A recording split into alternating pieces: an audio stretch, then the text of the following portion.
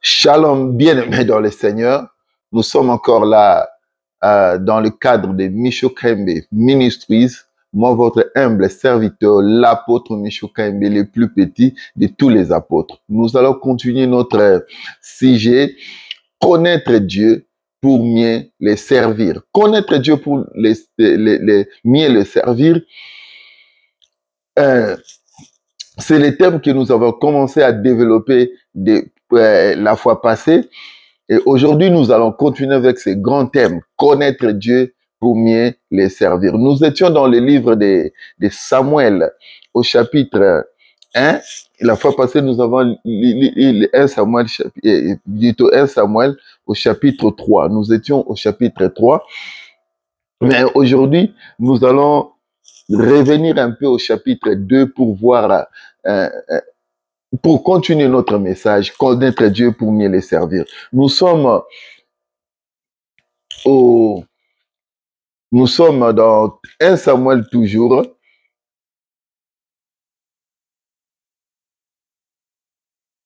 Au chapitre 2.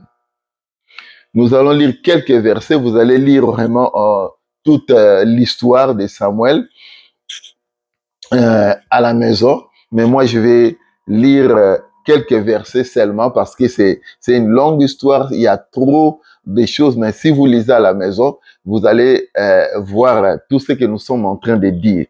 Nous avons dit la fois passée que Samuel était né d'une femme stérile qui s'appelait Anne. Et le mari de Anne s'appelait Elkana, qui avait deux femmes. Il y avait Pénina et Anne. Anne ne concevait pas, elle était stérile. Et la Bible dit que Pénina l'a mortifiée, l'insultait, disait des choses sur elle parce qu'elle n'enfantait pas. Mais Anne, comme nous avons dit la fois passée, Anne n'a pas répondu à toutes ces provocations, à ces insultes.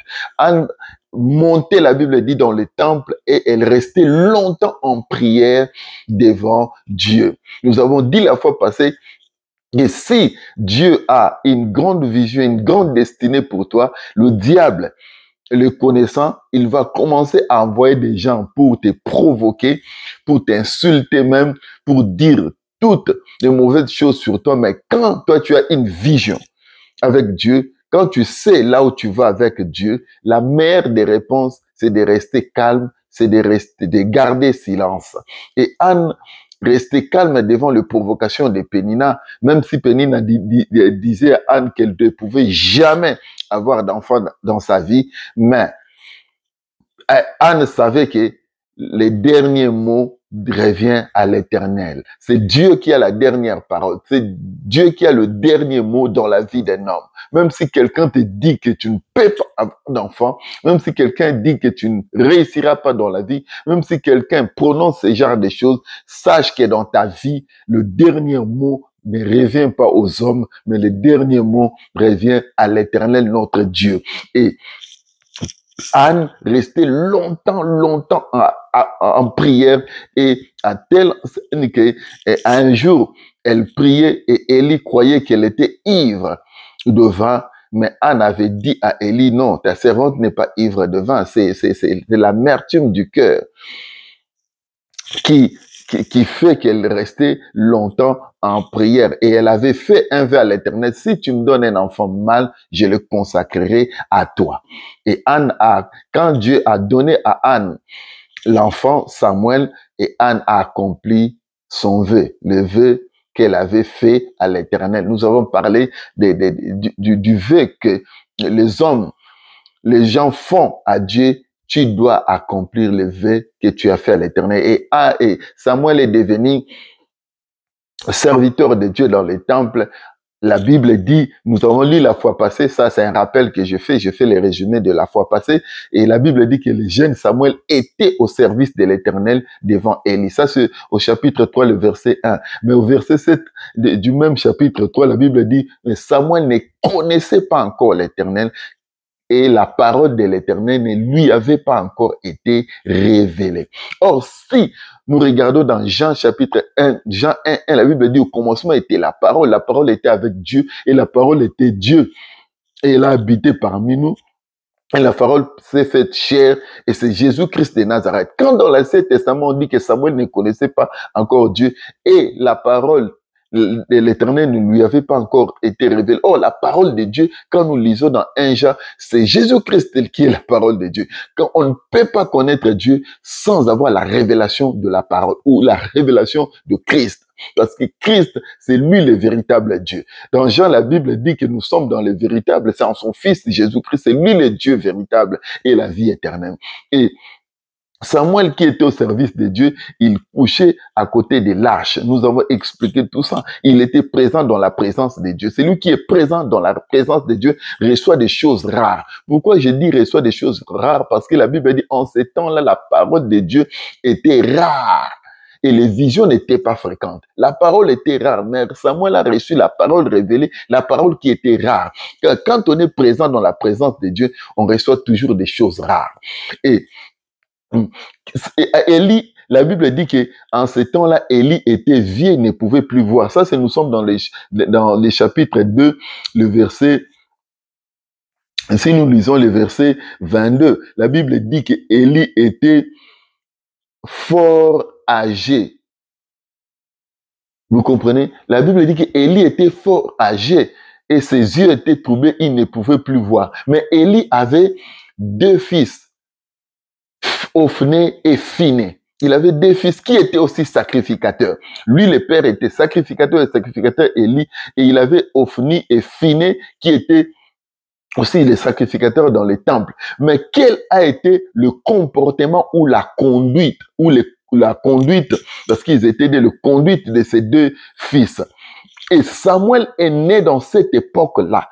Il servait Dieu dans les temples, mais il y avait Ophni et Phiné qui étaient le fils du sacrificateur Élie qui se comportait mal. Ils avaient deux grands péchés qu'ils faisaient dans les temples. Le premier péché, vous allez lire ça au chapitre 2. La Bible dit que lorsque les enfants d'Israël amenaient les sacrifices à Dieu pour brûler la viande, pour donner des sacrifices à Dieu, et ils avaient une fourchette, une longue fourchette, c'est ce que la Bible dit, et ils prenaient les viandes qu'on sacrifiait, qu'on donnait des offrandes, des sacrifices à Dieu, ils prenaient ça avec de longues fourchettes et ils mangeaient. La Bible dit que ces fourchettes-là avaient 3 dents et ils prenaient la viande, ils mangeaient.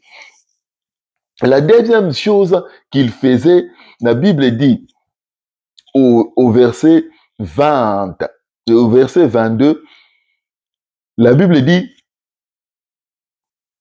que lorsque, écoutez ce que la Bible dit, Élie était fort âgé et il a appris comment ses fils agissaient à l'égard de tout Israël. Il a appris aussi qu'il couchait avec les femmes qui s'assemblaient à l'entrée de la tente d'assignation.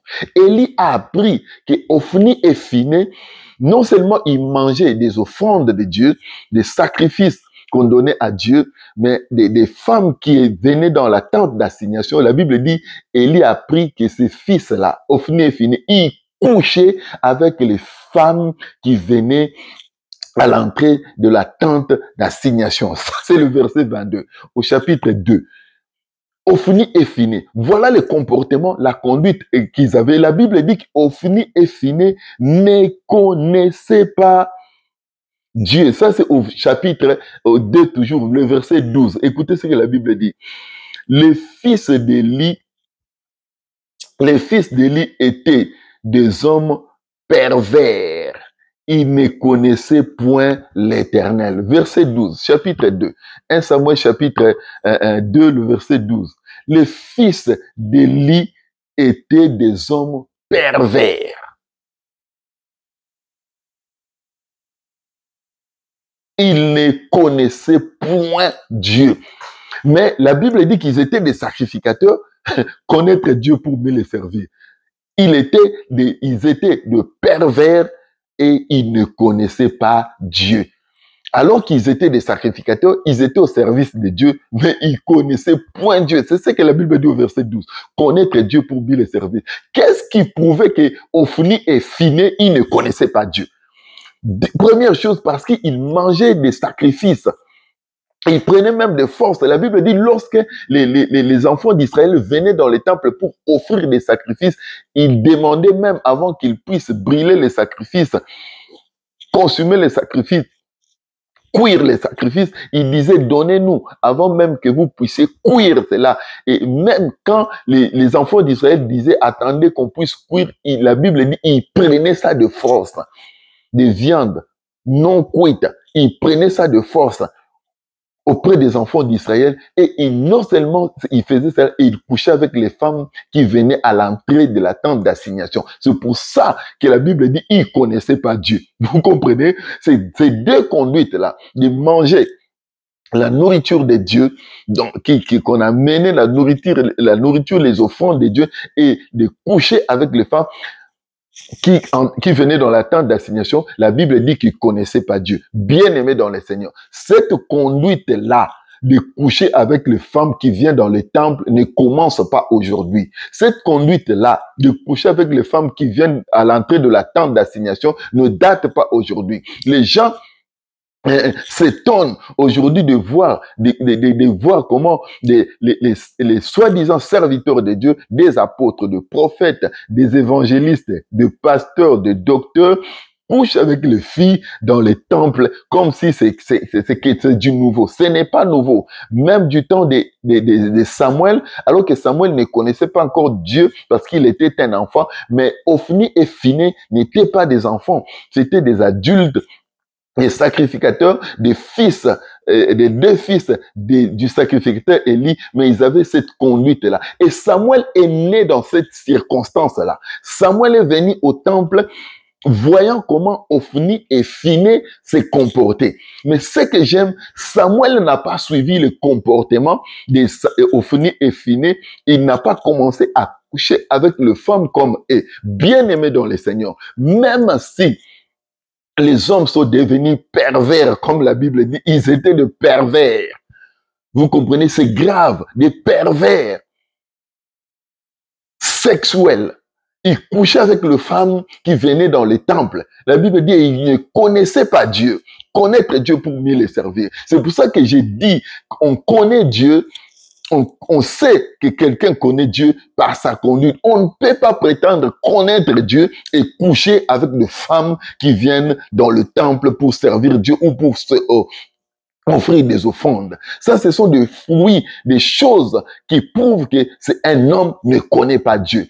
Connaître Dieu pour mieux le servir. Il s'est comporté comme ça. Et aujourd'hui, nous avons le même comportement. Les gens n'ont plus peur. Les frères et les sœurs, ils couchent avec même des femmes d'autrui, même des mariés, comme faisait Ophni et Phiné. Qu'est de Ophni et de Phiné aujourd'hui dans la maison de Dieu? Qu'est de Ophni et de Phiné aujourd'hui dans l'œuvre de Dieu? Ophni et Phiné. Repentez-vous, car Dieu s'élève. Nous sommes dans le temps de la fin, où Christ revient bientôt. Même dans cette circonstance-là, Samuel est resté honnête devant Dieu. Il ne touchait pas aux offrandes qu'on a menées au temple et il ne couchait pas avec les femmes qui venaient à l'entrée de la tente d'assignation comme faisait Ophni et Phiné. Il n'a pas copié. Beaucoup de jeunes serviteurs d'aujourd'hui, ils sont en train de copier ce que font les autres. Bien aimés, même s'il y a des hommes, des frères, des sœurs qui marchent dans les débauches, qui marchent dans l'adultère et dans la publicité, soit comme le jeune Samuel, soit dans l'exception, parce que aujourd'hui, c'est lui qui marche dans la crainte de Dieu, c'est lui qui est fidèle à sa femme. C'est une exception aujourd'hui. Et une femme qui est fidèle à un seul homme, c'est une exception. Alors qu'à l'époque, dans le temps de nos parents, c'était l'exception d'avoir des femmes comme ça, mariés qui sont avec d'autres hommes, des femmes infidèles. C'était une exception, mais la majorité, c'était des femmes fidèles. Mais aujourd'hui, c'est le contraire. La fidélité devient une exception. Et l'infidélité devient un cas général. Non, bien-aimé dans le Seigneur, dans le mal, ne sois jamais dans le cas général. Dans le mal, sois une exception. Alléluia. Comme Samuel était une exception dans le mal que faisait Ophni et Phiné à l'époque, c'était ça la conduite. Et je disais que ces comportements-là, cette conduite-là ne date pas d'aujourd'hui. Même du temps de Samuel, il y avait des sacrificateurs comme Ophni et Phiné qui couchaient avec les femmes. C'est une conduite qui date de longtemps et ça continue jusqu'aujourd'hui. Bien aimé dans le Seigneur, connaître Dieu pour bien le servir. La Bible dit que Ophni et Phiné ne connaissaient pas Dieu. Ne connaissez pas Dieu. Et j'aime un verset de la Bible quand l'Éternel dit au sacrificateur Élie, écoutez au verset 29. Pourquoi foulez-vous aux pieds mes sacrifices et mes offrandes que j'ai ordonné de faire dans ma demeure? Et d'où vient que tu honores tes fils plus que moi? Le prophète vient dire au sacrificateur